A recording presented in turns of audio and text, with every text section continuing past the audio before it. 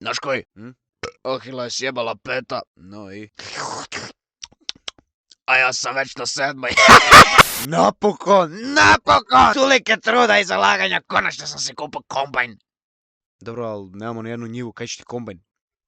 Ne znam. Tata, mogu ovu noć spavat s tobom? Da vodi ćoćiš jebe sa mene. Laku noć, svaku noć. Dečko mi. Ej, tata, slušaj ovaj trik.